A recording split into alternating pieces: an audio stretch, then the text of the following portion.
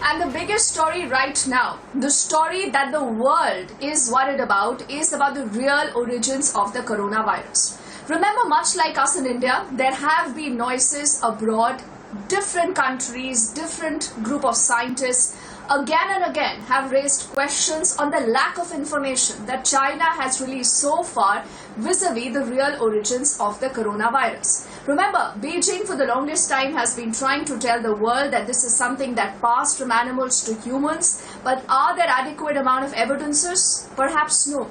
The reason why, again and again, remember, this is a question that continues to gain more credence. Now, what has happened in the last few minutes is extremely significant, and why we are talking of the story at this point is because the G7 summit that is underway in Cornwall in the UK for the second day today, right now, has discussed a possible lab leak theory. Now, I'm reading from more information that is just coming in. The world leaders who are gathered at the G7 summit in Cornwall have discussed the possibility that a laboratory leak in central China's Wuhan city may have a connection with the start of the pandemic. The WHO, remember earlier again, has also said that Beijing should allow more investigations and transparent investigations into the origin.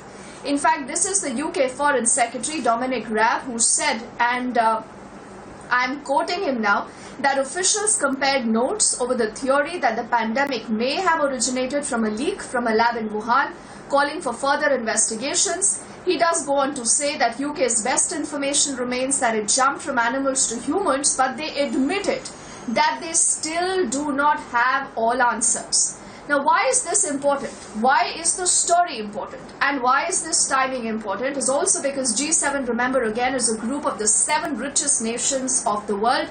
Nations who are not just powerful, but nations who are ready right now and who want answers to what happened about the coronavirus pandemic. India, again, remember, has been invited as a special guest at this G7 summit.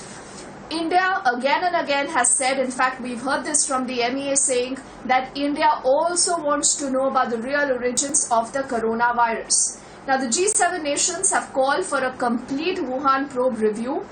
And in fact, the WHO Director General, if you would recall earlier, has said in a session that was dedicated to health matters, said that identifying the source of the pandemic is a core part of showing respect to the millions of people around the globe who have died from the deadly virus. He goes on to say, when he was asked a particular question whether this was discussed, he says, and I quote him here, yes, it was raised and we discussed about the origins.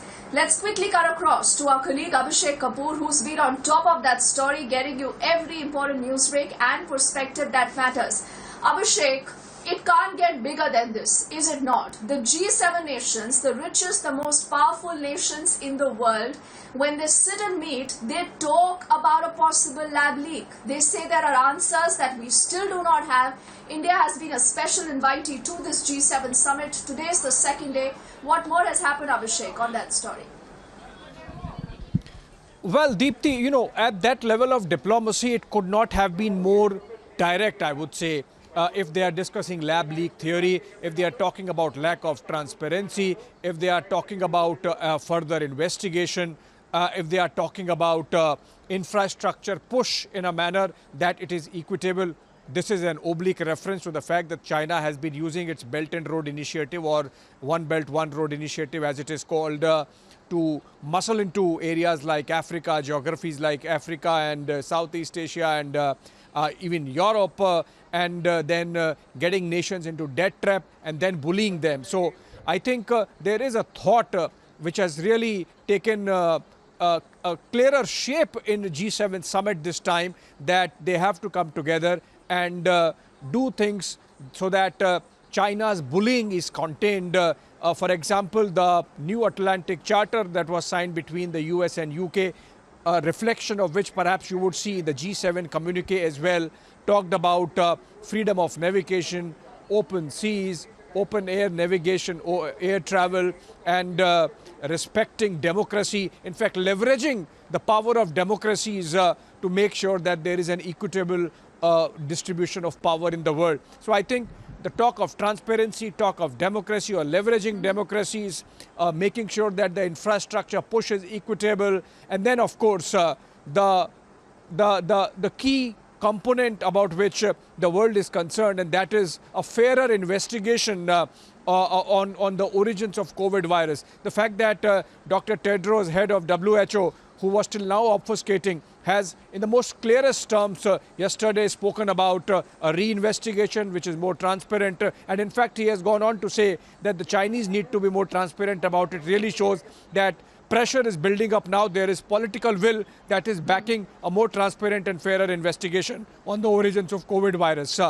India, of course, Prime Minister taking part, I think second time in G7. He was earlier invited to Biarritz summit in 2019. He was invited last year also by President Trump, but couldn't go because of COVID. And this time also he could not be physically present. We saw the pictures how every leader was watching him when he was speaking, both when he made an intervention on health in the backdrop of the pandemic and today on climate change.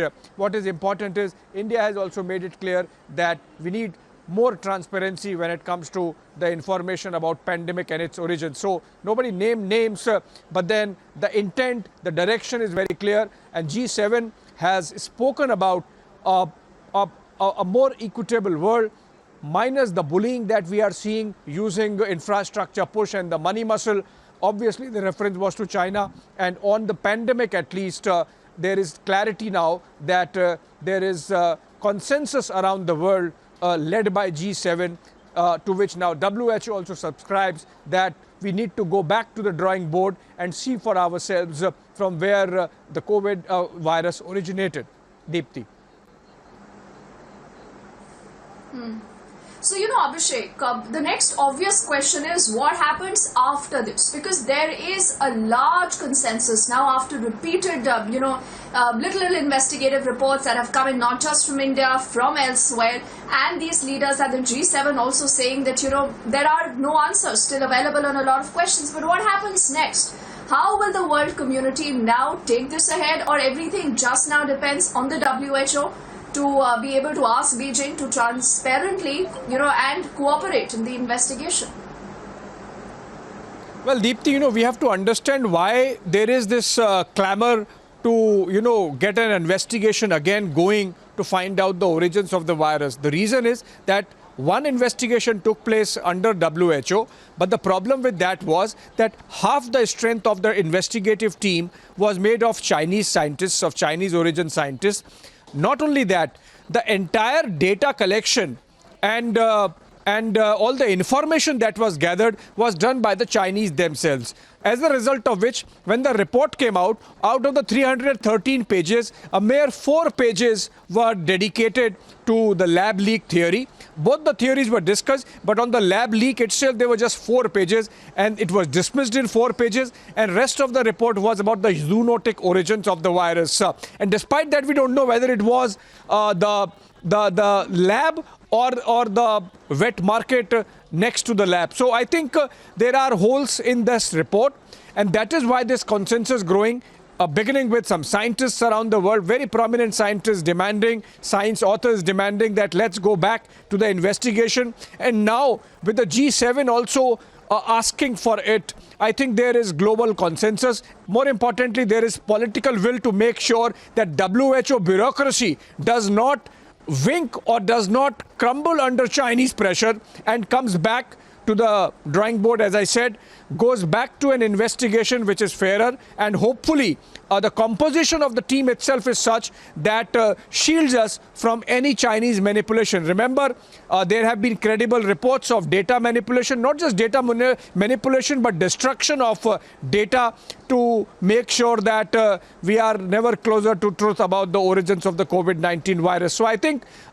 with these developments that have taken place over the last 2 days, and remember, President Joe Biden is in UK.